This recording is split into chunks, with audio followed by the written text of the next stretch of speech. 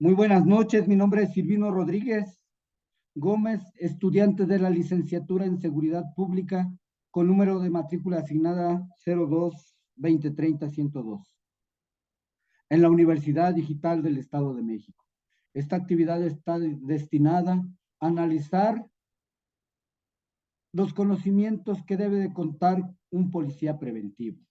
En el pasado, el uso de métodos recriminatorios en la búsqueda de la aplicación de la ley se apoyaba en acciones verdaderamente contrarias a la dignidad humana, como lo eran las penas capitales, mencionemos a la horca, por ejemplo, y demás tratos inhumanos.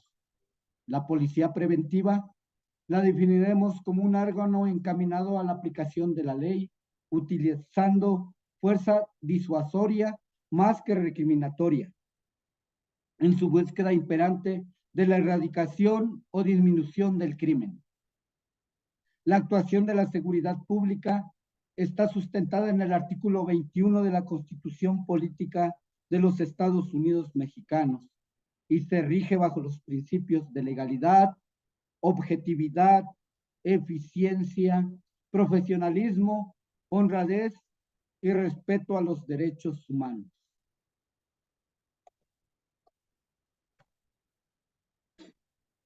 Por ende, debe de conocer que todos los delitos son conductas antisociales, pero no todas las conductas antisociales son delitos. Lo definimos como todo acto o omisión que constituye una infracción a la ley penal.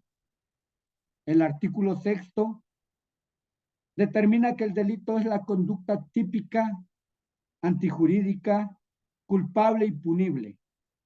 Dentro de los elementos del delito encontramos a la conducta, que consiste en el hacer o no hacer, y ejemplificamos al hacer con el homicidio y el no hacer con una omisión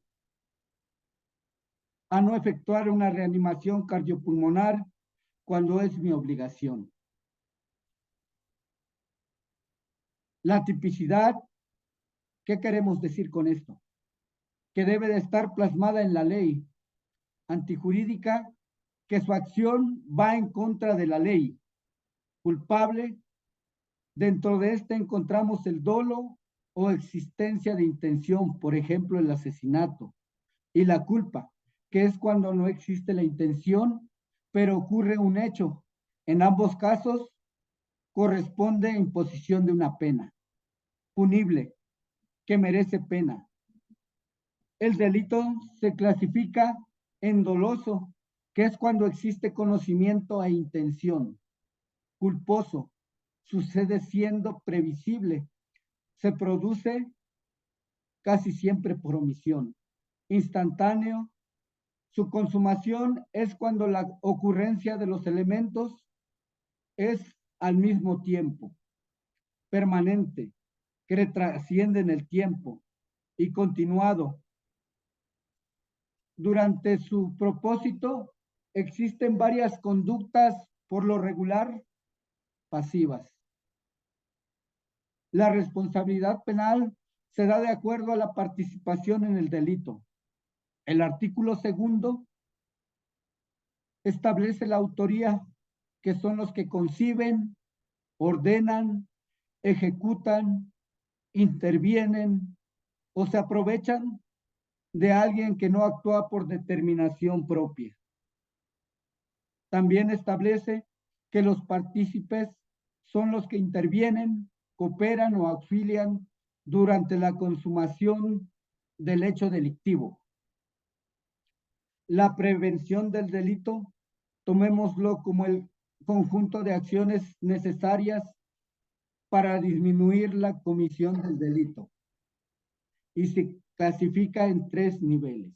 La prevención primaria, que es la actividad que se dirige a toda la población en general, con el objeto de reducir la criminalidad.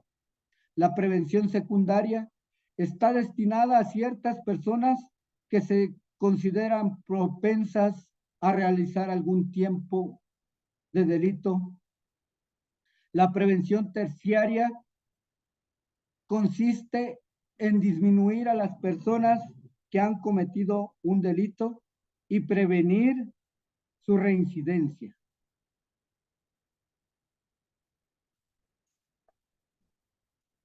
Los objetivos de la prevención es diagnosticar actitudes personales y hechos sociales, investigar y evaluar para establecer un plan de limpieza social, la formación de profesionales para aplicar medidas de prevención y elaborar estadísticas.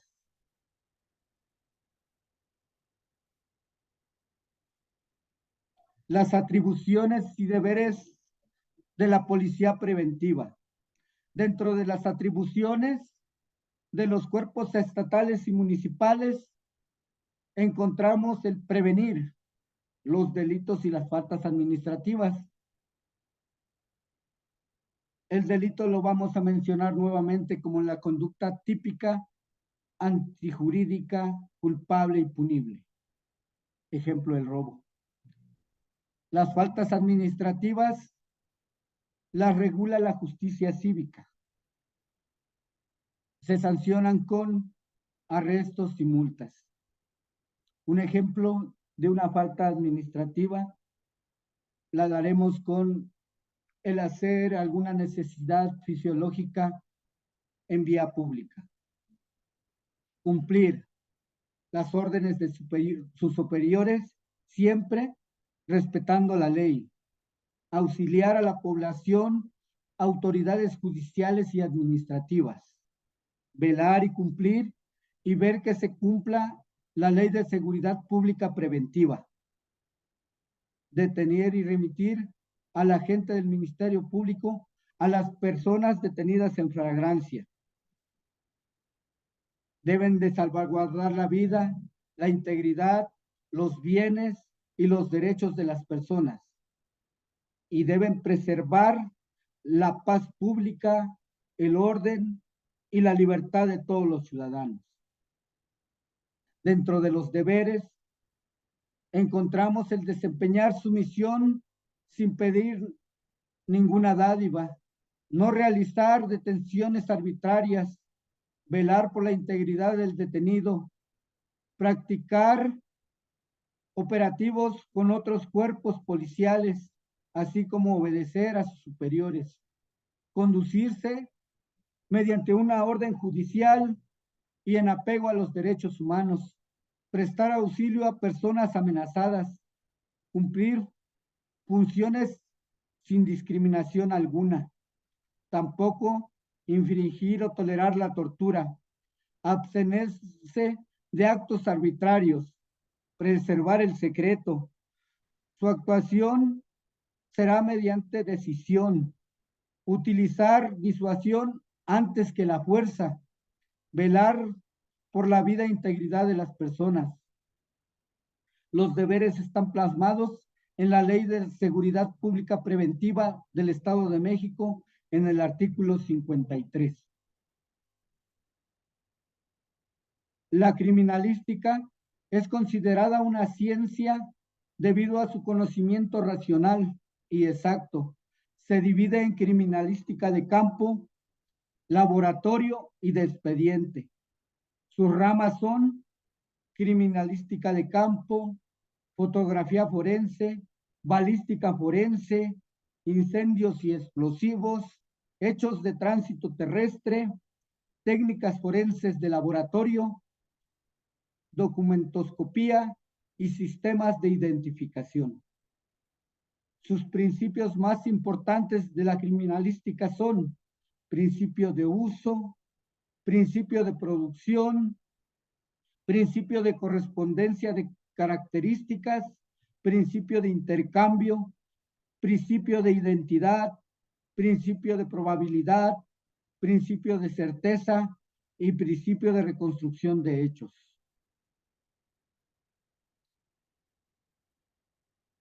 El lugar de la investigación lo vamos a determinar como el punto exacto donde sucedió el hecho delictivo. Por sus características físicas, se clasifica en abierto, cerrado y mixto. La metodología de la investigación consta de 5 partes muy importantes. La primera es la protección del lugar, la segunda es la observación, la tercera es la fijación del lugar mediante diversas técnicas como es la fotografía, lo que permitirá a futuro volver a recrear el lugar de los hechos. La colección de indicios, levantamiento, embalaje y etiquetado. El suministro de indicios al Ministerio Público mediante formato de cadena de custodia. La cadena de custodia es el sistema de aseguramiento de la evidencia física, compuesto por personas, normas, procedimientos, información, contenedores y lugares que al avalar el cumplimiento del principio de mismidad garantiza la autenticidad de la evidencia que se recolecta y analiza y que se exhibe en la audiencia pública de juicio oral.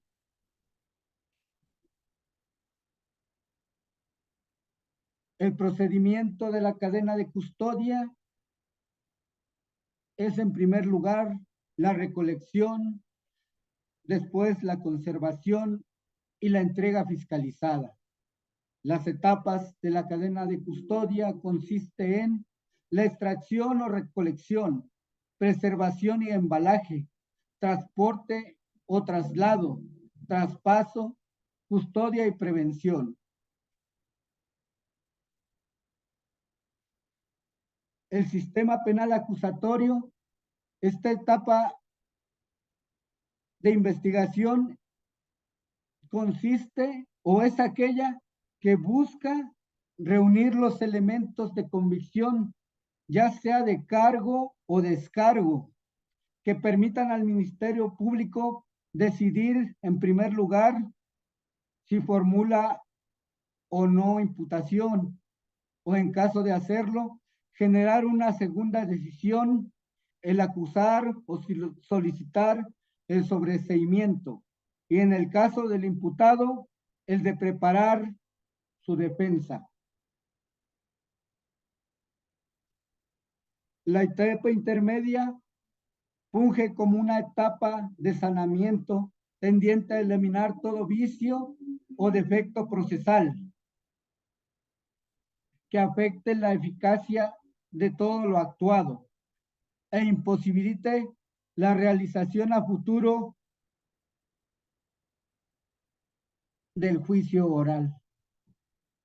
La etapa de juzgamiento es el marco que permite el desahogo y la discusión del material probatorio en audiencia pública oral, permitiendo al juzgador formar convicción respecto de la responsabilidad del imputado en torno a un hecho calificado por la ley como delito.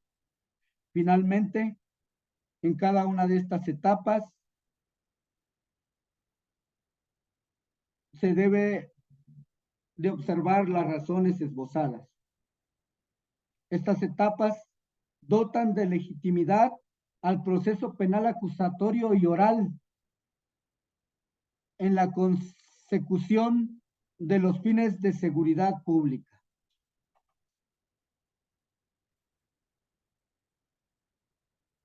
Como sugerencias para mejorar su función en las actividades de investigación,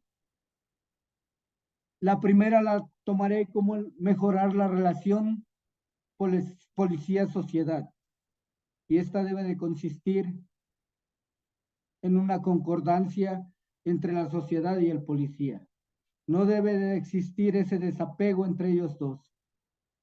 La sociedad está en posibilidad de otorgarle al policía indicios, lugares exactos donde existe la criminalidad. Como segundo